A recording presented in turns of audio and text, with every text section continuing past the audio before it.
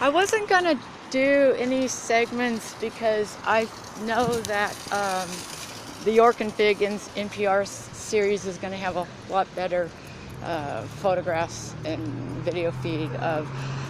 So we came from, I said, 20 years ago when I was part of the community meetings, someone said to me, LA knows exactly what this corridor in Figueroa, this is Avenue 56, that's the Chicken Boy. It's all arts, it's yoga, it's vegan, blah, blah, blah, blah. I said, so it's going to be Old Town Pasadena. And so I wasn't gonna video any, because again, that series has better equipment. But then because you're a musician, Nick, I couldn't resist, because it really is. So this area is, what, 30 years behind what happened in Pasadena? I'm not sure, 20, maybe 20. So it was really, it was, you know, nobody would want to be here. Businesses didn't want to be here. And now it's becoming Old Town Pasadena as it is now, instead of the Old Town that when I was a kid, when the Expresso bar was the item. The artists move into the poor neighborhoods because, well, they're artists. They don't have much money. They need space to do their art. And they go where it's crime infested and they're dealing with, you know, poverty.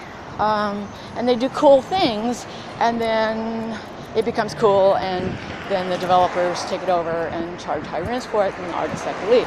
So that's just, you know, I know that my tablet is so bad, but I'm just wanting to talk through the, so there's the, I don't know, my tablet has really major issues with sunlight. I don't know if you can even see that there's, you know, the yoga lights.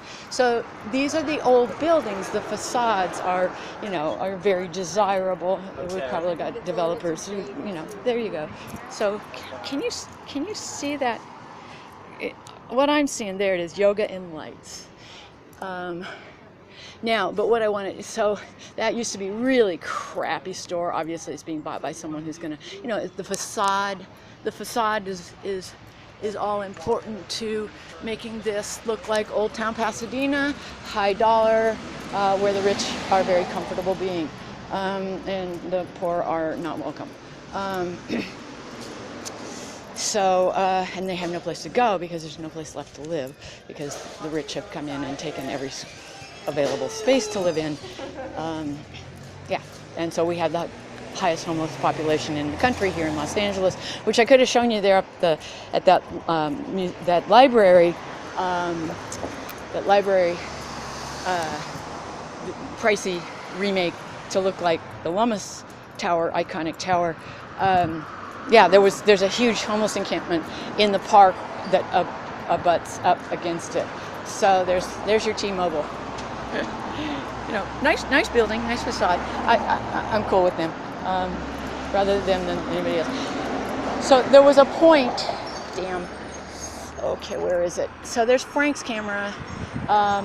Where I am, I'm not kind of against the traffic. Where I am, there's the next metro. That's the first one in Highland Park. The next one is South Pass the other way.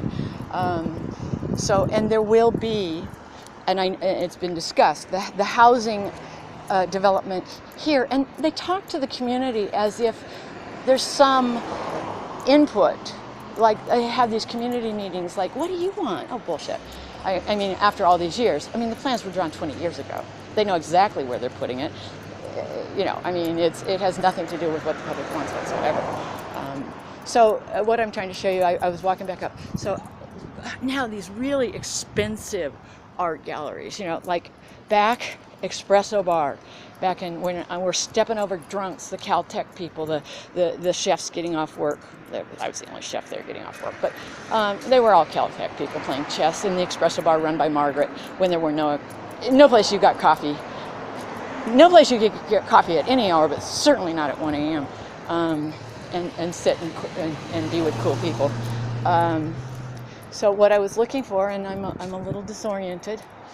Mr. T's, you know, the whole point, God, it's like talking to you about It took me 6 hours to get to corpse syndrome. I kept saying, okay, corpse syndrome. We're going to talk about corpse syndrome, neuroscience, and we talk about it, geology, seismology, volcanology, endoptic, blah, blah, blah. And 6 hours later, I'm finally talking about corpse syndrome. So, I'm sorry. It's just like, I'll get there. Mr. T's. I started this video segment, you're a musician. And see, because it used to, I must have passed it. Mr. T's was a music venue. And my ex was really into music. And I know I talk about him a lot. It was, 18 years. What are you going to say? And he's a big chunk of my life. Never mind. I mean, he's a big persona. In so many ways. But I never was into this stuff. I mean, but he was. I mean, he grew up here. He grew up in Highland Park. I grew up in Pasadena. And he loved to play music, harmonica, guitar, and come for music. And this was a hot, just like the Expresso bar in Pasadena when it was Old Town ghetto slum. Mr. T's was the hot venue for gigs. I mean, it was real music, and it was, I don't know. I'm not a music person, but I just thought you'd be interested in that because you are. And Mr. T's is no more. Or if it is, it certainly isn't what it was when my ex was, hanging out.